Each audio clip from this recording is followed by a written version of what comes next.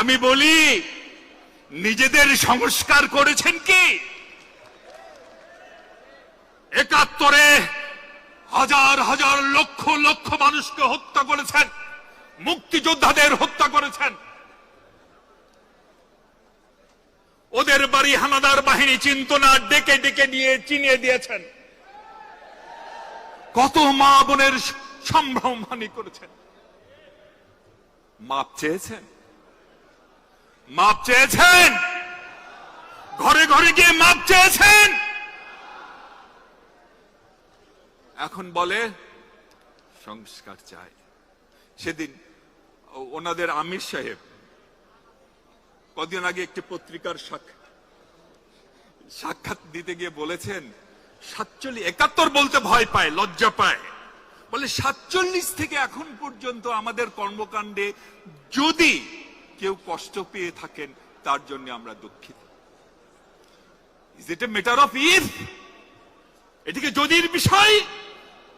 ৭১ সালে যে বাবা মার সামনে তার সন্তানকে হত্যা করেছে, আপনার কি মনে কোনো সংশয় আছে সে বাবার মা কষ্ট পেতেও পারে, নাও পেতে পারে? যে বোনকে,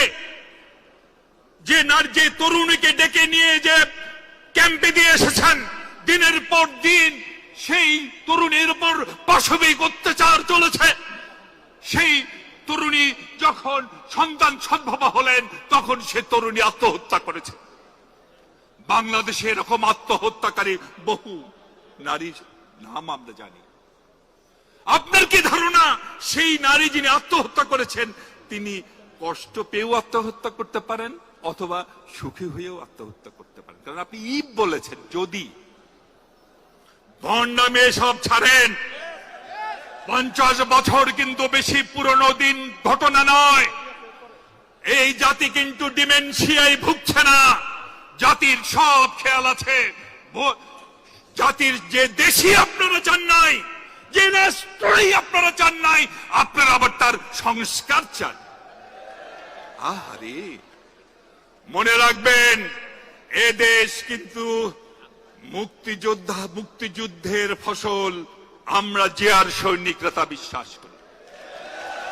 মনে রাখবেন এ দেশ কিন্তু মুক্তিযুদ্ধের সন্তান। আমরা জিয়ার সৈনিকরা বিশ্বাস করি। হয়তোবা তোফায়েল আমুর মতো ভুয়া মুক্তিযোদ্ধা যারা ভারতের হোটেলে বসে স্বপ্নের মধ্যে যুদ্ধ করেছেন তেমন মুক্তিযোদ্ধা না। সেই জিয়াউর রহমান, সেই এমএজি ওসমানী, সেই মেজর জলিল এবং সেই হাফিজউদ্দিন